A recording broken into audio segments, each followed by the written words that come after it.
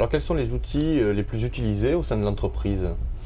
Alors on pense bien sûr site internet, de plus en plus réseaux sociaux, parce qu'on a besoin d'hyperconnectivité. On le voit à travers des générations X, génération Y par exemple.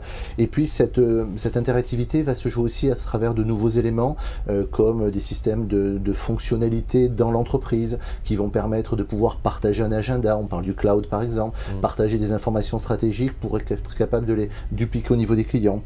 On parle également de plus en plus de connectivité via des systèmes de scanners que l'on retrouve lorsque nous sommes consommateurs dans les grandes enseignes alimentaires. Et puis de plus en plus, et ça sera je pense l'enjeu de demain, et demain c'est vraiment tout de suite, ce qu'on appelle la M-mobilité, c'est-à-dire cette connexion presque 24 heures sur 24 par l'intermédiaire donc de tablettes, de mobile phones, etc.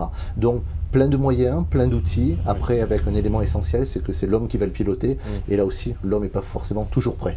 Et ces outils sont-ils très accessibles aux PME ?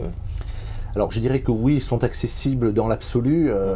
La réalité des choses fait que dans les grandes entreprises, on est mobile, on est connecté, on développe des outils comme les CRM, les Customer Relationship Management, ces outils qui vont permettre de gérer la façon cliente, la relation cliente, pardon, et au-delà l'ensemble de la production, les fonctions commerciales, back-office et front-office. Au niveau des PME, ça reste un petit peu abstrait. On a un site web, on a éventuellement un blog, les médias sociaux, on a un petit peu de mal forcément à être dessus.